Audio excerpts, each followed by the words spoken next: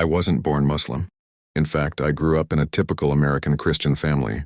We celebrated Christmas and Easter, went to church on Sundays, and I was taught to believe in God.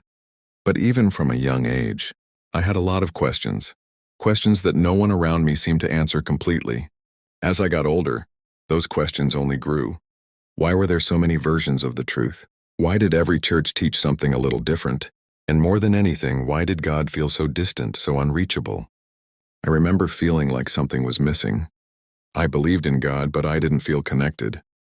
I wanted a relationship with God that felt real, not just something that came from holidays or sermons, but something that lived in my heart. Meeting Islam for the first time. It wasn't until my adult life that I really encountered Islam in a meaningful way. At first, I'll admit I had a lot of misconceptions. The media painted Muslims as extreme, foreign, or oppressed. I didn't know any better, and I didn't know any Muslims personally. But then I met a Muslim woman. She was kind, intelligent, confident, and warm, and she wore a hijab. I was fascinated by how peaceful and centered she seemed. We started talking, and over time, she shared pieces of her faith with me. She didn't preach, she just lived it. Her character spoke louder than any words could.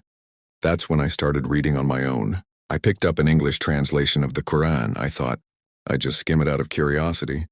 But instead, I couldn't put it down. The words felt powerful, unlike anything I had read before. It didn't sound like a man wrote it. It sounded like the truth. I read passages about God's mercy, His justice, the purpose of life, and the stories of the prophets, stories I had heard before in the Bible, but with deeper clarity and meaning. One night, I was reading about Prophet Mary, and her role in Islam. I had no idea that Muslims respected her so deeply. And when I read about Jesus, Isa, not as the Son of God, but as a mighty prophet, I felt something shift in me. It just made sense. This was the God I always believed in, one God, not three, not a mystery, just pure, beautiful monotheism. And then I came across this verse in the Quran. Indeed, in the creation of the heavens and the earth and the alternation of the night and the day are signs for those of understanding. Quran 3:10. That verse struck me so deeply. Islam didn't ask me to blindly believe. It encouraged me to think, to reflect, to use my intellect and heart together. That night I couldn't sleep. I kept thinking, maybe this is what I've been searching for. Accepting Islam wasn't easy. I worried about what my family would think. I worried about losing friends. But something in my heart knew I had found the truth. So I kept learning. I read more, asked questions, met with Muslim scholars and women's groups. I discovered a world full of strong, educated, and spiritually connected Muslim women. And I realized that Islam didn't oppress women, it actually honored them. Finally, one day I stood in front of a small group at a local mosque. Nervous but sure, and I said the words, Ashhadu an la ilaha illallah, wa ashhadu anna Muhammadur Rasulullah. I bear witness that there is no God but Allah, and I bear witness that Muhammad is his messenger. Just like that, I became Muslim. My life changed, but not in the way people might expect. I didn't lose myself, I found myself. I felt peace I had never felt before. I started wearing hijab not because I had to, but because it felt like a beautiful declaration of my faith and identity.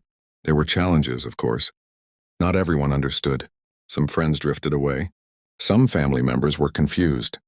But deep down, I knew I had done the right thing.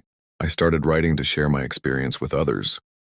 I wanted to help other women, especially those who were curious about Islam but afraid.